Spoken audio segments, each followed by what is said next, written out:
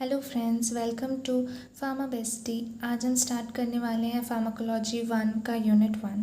तो सबसे पहले यहाँ पर हमें डेफिनेशंस पढ़ने हैं। तो फर्स्ट डेफिनेशन है हमारा डेफिनेशन ऑफ फार्माकोलॉजी। अब ये फार्माकोलॉजी होता क्या है? बेसिकली ये साइंस ऑफ ड्रग्स है। यहाँ पर हम ड्रग्स के बारे में पढ़ते हैं और ये जो वर्ड है फार्माकोलॉजी, ये दो वर्ड से डिराइव किया गया है, फार्माकॉन और लोगोस। फार्माकॉन का मतलब होता है ड्रग और लोगोस का मतलब होता है नॉलेज ऑफ। तो ये क्या है? नॉलेज ऑफ ड्रग्स, इसी को हम फार्माकोलॉजी कहते हैं। ये जो फार्माकोलॉजी है ये डील करता है with the interaction of exogenously administered chemical molecules with living systems. जब हम बाहर से कोई केमिकल मॉलिक्यूल्स देते हैं लिविंग सिस्टम के अंदर, तो उनका इंटरेक्शन किस प्रकार से होता है, इसके साथ जो है फार्माकोलॉजी डील करता है। और फार्माकोलॉजी के दो मेन डिवीजन होते हैं, फार्माकोडायनेमिक्स और फार्माकोकाइनेटिक्स। अब ये दोनों वर्ड क्या है, इसको हम समझ लेते हैं। तो अगर मैं पहले सिंपल भाषा में अगर आपको समझाऊं, तो सपोज ये ह्यूमन बीइंग है, तो फार्माकोडायनेमिक्स का मतलब क्या होगा? डी से आपको याद रखना है ड्रग और डी से आपको याद रखना है डायनेमिक्स। तो फार्माकोडायनेमिक्स में हम ड्रग हमारी बॉडी में जाकर क्या करेगा उसको स्टडी करते हैं। तो फार्माकोडायनेमिक्स क्या है? What drug does to the body. इसमें क्या क्या आएगा? Physiological and biochemical effects of the drug. जैसे कि इस इंसान ने एक ड्रग लिया जैसे कि पैरासीटामोल, तो इससे इसका क्या हुआ? फीवर कम हुआ, पेन कम हुआ। तो ये इसका फिजियोलॉजिकल और बायोकेमिकल इफेक्ट है उस ड्रग का। तो ये किसके अंडर आएगा? फार्माकोडायनेमिक्स के अंदर। And the mechanism of action at organ system, सब सेल्यूलर, माइक्रोमोलिकुलर लेवल्स। तो ऑर्गन सिस्टम में कौन से ऑर्गन में जाकर वो ड्रग एक्ट करता है या फिर उसका मैकेनिज्म ऑफ एक्शन क्या है, ये सब फार्माकोडायनेमिक्स के अंदर आता है। सेकेंड है हमारा फार्माकोकाइनेटिक्स। अब फार्माकोकाइनेटिक्स में क्या आएगा? ये इंसान है, इसने अब ड्रग लिया, अब इसकी बॉडी ड्रग के साथ कैसे रिएक्ट करेगी? तो सबसे पहले वो इस जो इंसान की बॉडी है वो उस ड्रग को एब्जॉर्ब करेगी, फिर उसको डिस्ट्रीब्यूट करेगी वेरियस साइट्स पे, उसके बाद उसका मेटाबॉलिज्म करेगी और लास्ट में उसका एक्सक्रीशन करेगी, उसको बाहर निकाल देगी। तो ये सारी चीज़ें जहाँ पर आपकी बॉडी ड्रग के साथ क्या कर रही है, इसकी जो हम बात करते हैं वो होता है फार्माकोकाइनेटिक्स। ठीक है, तो this refers to movement of the drug in the body and its alteration by the body. Drug body में किस तरह से मूव कर रहा है और वो कैसे ऑल्टर हो रहा है बॉडी के अंदर, और इसमें क्या क्या आता है? एब्जॉर्प्शन, डिस्ट्रीब्यूशन, मेटाबॉलिज्म और एक्सक्रीशन।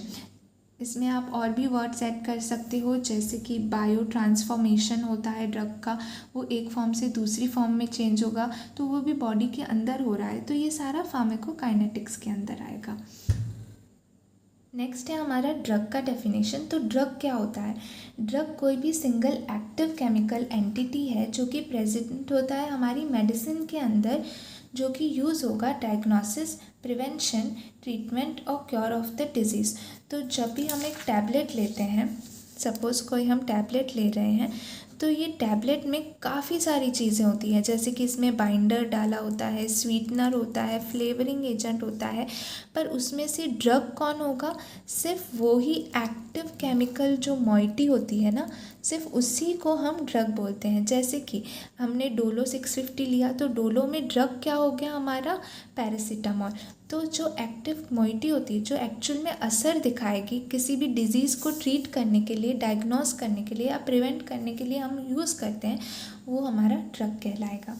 ठीक है, अब फार्माकोथेरेप्यूटिक्स क्या होता है? जब हम हमारी फार्माकोलॉजिकल इन्फॉर्मेशन को, यानी हमारी ड्रग की इन्फॉर्मेशन को यूज़ करते हैं together with knowledge of the disease. जब हमें ड्रग का भी पता है और हमें डिजीज़ का भी पता है, और इन दोनों हम नॉलेज को यूज़ कर रहे हैं किस लिए? प्रिवेंट करने के लिए, मिटिगेट करने के लिए या क्योर करने के लिए किसी भी डिजीज़ को, तो उसे हम बोलते हैं फार्माकोथेरेप्यूटिक्स। ठीक है, नेक्स्ट है हमारा क्लिनिकल फार्माकोलॉजी। क्लिनिकल फार्माकोलॉजी क्या होता है? ये एक साइंटिफिक स्टडी है ऑफ ड्रग्स इन मैन। और यहाँ पर ड्रग्स जो है ये नए ड्रग्स भी हो सकते हैं जो न्यूली इन्वेंटेड है, या फिर पुराने ड्रग्स भी हो सकते हैं। अब इसमें होता क्या है क्लिनिकल फार्माकोलॉजी में, हम यहाँ पर फार्माकोडायनेमिक एंड फार्माकोकाइनेटिक इन्वेस्टिगेशन करते हैं हेल्दी वॉलंटियर्स के अंदर और पेशेंट्स के अंदर। बेसिकली इसमें आपके क्लिनिकल ट्रायल होंगे। यहाँ पर हमने दो इंसान ले लिए हैं, एक है हमारा पेशेंट और एक है हमारा हेल्दी वॉलंटियर। अब हम एक ड्रग लेंगे और हम देखेंगे कि इस ड्रग का पेशेंट पे क्या असर है। जैसे कि अगर वो कोई बीपी का ड्रग है तो हम देखेंगे कि पेशेंट का बीपी लो हो रहा है या नहीं हो रहा है, या दूसरे क्या इफ़ेक्ट्स दिखाई दे रहे हैं। और अगर हमने इस ड्रग को हेल्दी वॉलंटियर को दिया तो उसका क्या हो रहा है, उसका क्या बीपी नॉर्मल रह रहा है या बीपी हद से ज़्यादा कम हो जा रहा है, या कोई भी दूसरा ड्रग अगर हम बोलें। तो ये सब क्लिनिकल फार्माकोलॉजी के अंदर आएगा, जहाँ पर आप पेशेंट और एक हेल्दी वॉलंटियर दोनों के अंदर आपके ड्रग को टेस्ट कर रहे हो, उसके फार्माकोडायनेमिक और फार्माकोकाइनेटिक पैरामीटर्स को आप चेक कर रहे हो। ठीक है। नेक्स्ट है क्लिनिकल फार्माकोलॉजी के अंदर ही इवैल्यूएशन होता है सेफ्टी, एफिकेसी, एडवर्स इफ़ेक्ट्स का ऑफ द ड्रग। जैसे हमने इसमें हेल्दी इंसान को और पेशेंट को ड्रग दिया, तो अब इन लोगों में ड्रग कितना सेफ़ था, क्या इन्हें कोई साइड इफ़ेक्ट्स नज़र आए इनमें, तो वो सब भी हम चेक करेंगे। कितने डोज पे ड्रग इफ़ेक्टिव था, लाइक पहले हम थोड़ा थोड़ा करके डोज देंगे, अगर उसमें इफ़ेक्टिव नहीं है तो वो हम नोट डाउन करेंगे। फिर कितने डोज पे वो इफ़ेक्टिव था, कितने डोज पर साइड इफ़ेक्ट्स नज़र आने लगे। ये सारी चीज़ें जो हैं ये क्लिनिकल फार्माकोलॉजी में देखी जाती है। नेक्स्ट है हमारा कीमोथेरेपी। तो कीमोथेरेपी क्या है? ये ट्रीटमेंट है ऑफ सिस्टमिक इन्फेक्शन और मैलिग्नेंसी। तो काफ़ी लोग हम समझते हैं कि कीमोथेरेपी सिर्फ कैंसर में होता है, पर नहीं। अगर आपको कोई इन्फेक्शन है, सिस्टमिक इन्फेक्शन है, तो उसमें भी जो टर्म यूज़ किया जाता है वो होता है कीमोथेरेपी, जहाँ पर एंटीबायोटिक्स प्रिस्क्राइब किए जाते हैं। तो एंटीबायोटिक्स जो है वो भी कीमोथेरेप्यूटिक एजेंट्स ही होते हैं। तो कीमोथेरेपी क्या है? ट्रीटमेंट ऑफ सिस्टमिक इन्फेक्शन और मैलिग्नेंसी। कैसे आप करोगे? With specific drugs that have selective toxicity for infective organism और मैलिग्नेंट सेल। तो यहाँ पर आप ट्रीटमेंट कर रहे हो आपके सिस्टमिक इन्फेक्शन या मैलिग्नेंसिस का स्पेसिफिक ड्रग्स के साथ जिसके पास टॉक्सिसिटी है इन्फेक्टिंग ऑर्गेनिजम्स, जैसे कि एंटीबायोटिक्स की होती है टू बैक्टीरिया, या फिर एंटी कैंसर ड्रग्स की होगी to cancer cells, with no और minimum effects on the host cells. यहाँ पर वो आपके होस्ट सेल्स को कुछ भी नहीं करेगा या फिर बहुत थोड़ा सा नुकसान पहुंचाएगा, बट मेजर इसका जो एक्शन होगा वो होगा आपके ट्यूमर सेल्स के अगेंस्ट या फिर बैक्टीरिया या इन्फेक्टिंग ऑर्गेनिजम्स के अगेंस्ट। नेक्स्ट है हमारा डेफिनेशन टॉक्सिकोलॉजी का। तो टॉक्सिकोलॉजी क्या होती है? तो ये स्टडी है of poisonous effects of drugs. तो यहाँ पर हम ड्रग्स के पॉइजनस इफ़ेक्ट्स के बारे में जान रहे हैं, या फिर कोई भी दूसरा जो केमिकल है उसके पॉइजनस इफ़ेक्ट्स के बारे में हम जानना चाहते हैं, विद द एम्फोसिस ऑन, किस पे एम्फोसाइज कर रहे हैं हम? Detection, prevention and treatment of poisoning. यहाँ पर हमें डिटेक्ट करना है पॉइजनिंग को, प्रिवेंट करना है और उसका ट्रीटमेंट करना है। तो उसके लिए हम यहाँ पर स्टडी कर रहे हैं, उसको हम टॉक्सिकोलॉजिकल स्टडी बोलेंगे। अब इसमें जो है हम adverse effects of the drugs भी स्टडी करेंगे, क्योंकि एक ड्रग जो है ऐसा नहीं है कि वो हमेशा हमें यूज़फुली होगा। अगर उसका एक डोज पे अगर वो ड्रग इफ़ेक्टिव है तो दूसरे डोज पर वो ड्रग पॉइजन भी बन सकता है। ठीक है।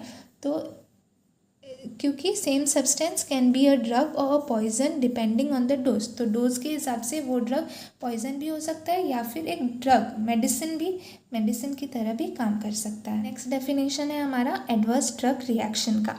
तो एडवर्स ड्रग रिएक्शन क्या होता है? ये नॉक्शियस यानी हार्मफुल, अनइंटेंडेड, मतलब हमने सोचा नहीं था कि हमें ऐसा इफ़ेक्ट मिलेगा, या फिर अनडिज़ायर्ड यानी हमें नहीं चाहिए था वो इफ़ेक्ट उस ड्रग का, जो कि अब नज़र आ रहा है उसी डोज पर जहाँ पर हमें उस ड्रग को क्यों यूज़ किया था? प्रिवेंशन, डायग्नोसिस और ट्रीटमेंट के लिए।